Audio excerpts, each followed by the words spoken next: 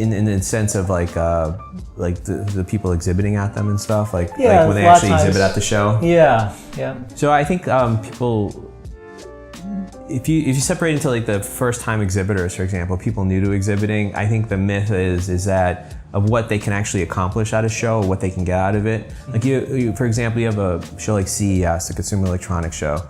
The CES show is the largest trade show by attendance in the world. You get up to 150,000 people in 2018, I think, that went to this thing. It's in all these different convention halls. So say you have like a 10 by 10 space.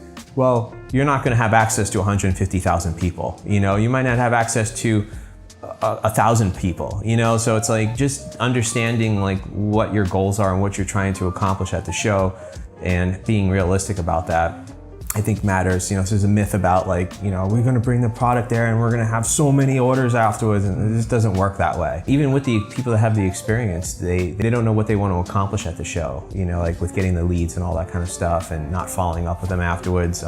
Like there's some sort of magic solution once you're there. Or you know, there's even stuff like where you put your space, like where do you, because you have a map of spaces available. Like, well, I'm gonna put my space next to the bathroom because it's gonna have the biggest traffic. Well, that's a myth. Yeah, people are gonna be whipping right past your booth. They're not gonna be like, oh, well, I'm on my way to the bathroom, I'm gonna stop here and see what's up with this guy's product. You think because you have the volume of people walking by there that that's gonna be a good way to attract more space.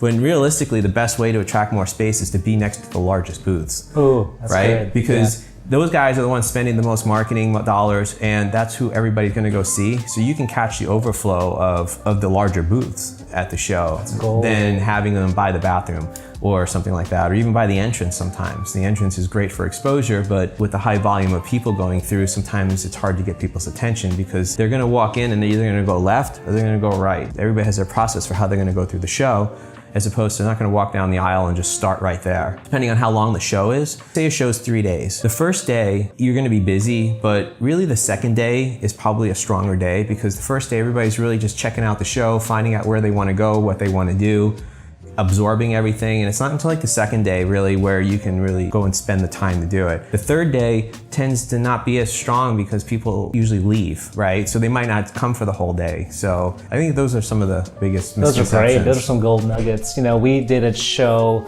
several years back, and you know, as a team we were looking at kind of the mapping of where we should put our booth. You know, we said, okay, well, let's put it near the food place where they're going to line up because they could sit there and look at our booth while they're going to line for lunch.